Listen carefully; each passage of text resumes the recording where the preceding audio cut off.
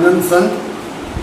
આજે અહીં ડાભેલ વેસમા ડાભેલમાં આજે અહીંયા અમે ઉપસ્થિત થયા છીએ અને સ્વામી ગ્રુપ અને સિનર્જી ગ્રુપ આ બંને ગ્રુપો તરફથી અહીંયા ડાભેલના લોકો માટે અને આજુબાજુના ગામડાના લોકો માટે ખાસ ફ્રી આઈ ચેકઅપ કેમ્પનું અહીંયા આયોજન અમારા તરફથી કરવામાં આવ્યું છે, જેમાં અત્યારે બપોરના 12 વાગ્યા છે ત્યાં સુધી લગભગ 100 જેટલા દર્દીઓએ આ આઈ કેમ્પનો લાભ લીધો છે અને હજી પણ ઘણી મોટી સંખ્યામાં લોકો અહીંયા આવી રહ્યા છે અને ડાભેલ અને આજુબાજુના ગામના લોકોને એક સરસ આઈ માટેની સુવિધા અમે મેળવવા માટેનો પ્રયત્ન કરી રહ્યા છીએ કે જેથી ગામના લોકોને જે પણ કોઈ આંખની તકલીફ હોય તો એમાં અમે અમારા તરફથી જે કંઈ નાનું મોટું કોન્ટ્રીબ્યુશન આપી શકીએ એના માટેનો અમારો પ્રયત્ન છે. અને રોટરી આઈ હોસ્પિટલ તરફથી પણ એટલો ખૂબ અને સરસ સહકાર અમને મળ્યો છે કે એમણે અમને કીધું છે કે જે પણ લોકોને મોતિયાની તકલીફ હશે તો એ મોતિયાનું ઓપરેશન અમે ફ્રી ઓફ કોસ્ટ અમારા પોતાના ખર્ચે સ્વખર્ચે અમે કરી આપીશું. નામ શું છે? આજ રોજ ડાભેલ ગામની અંદર શાનો પ્રોગ્રામ રાખવામાં આવ્યો છે?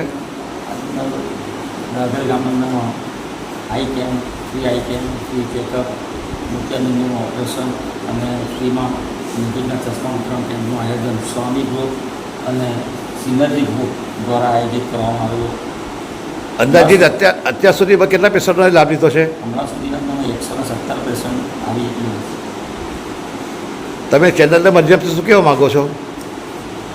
આ અમારા જે સ્વામી ગ્રુપ અને સિનર્જી ગ્રુપ છે એમના જે આનંદભાઈની ઉપસ્થિત છે એમના દ્વારા એમનું કહેવું છે કે દરેક ગામોના અંદરમાં જઈને આપણે કેમ્પ કરીએ જેથી મોટી ઉંમરના લોકો જેઓ હોસ્પિટલ નહીં જઈ શકે અને તેને તકલીફ હોય એમના ફ્રીમાં આપણે મોતિયાનું ઓપરેશન કરાવી શકીએ.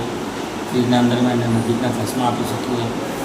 રહેવાની અને જમવાની સગવડ પણ રોટરી હોસ્પિટલ દ્વારા ફ્રીમાં આપવામાં આવેલી હોય તો આ કેમ્પ સરળ અને લોકોને ઉપયોગી થાય એ હેતુથી આ કેમ્પ કરવામાં આવેલો છે.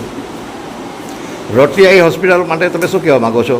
રોટરી હોસ્પિટલ તરફથી આજે કેમ્પ અમે કરી રહ્યા છીએ તેના અંદરમાં એમના તરફથી મોતિયાનું ઓપરેશન ટોટલ ફ્રી કરવામાં આવશે અને ચશ્માનું જે વિતરણ કરવામાં આવે છે સ્વામી ગ્રુપ અને સિનર્જી ગ્રુપ દ્વારા ફ્રી આપવામાં આવે છે નજીકના ચશ્મા.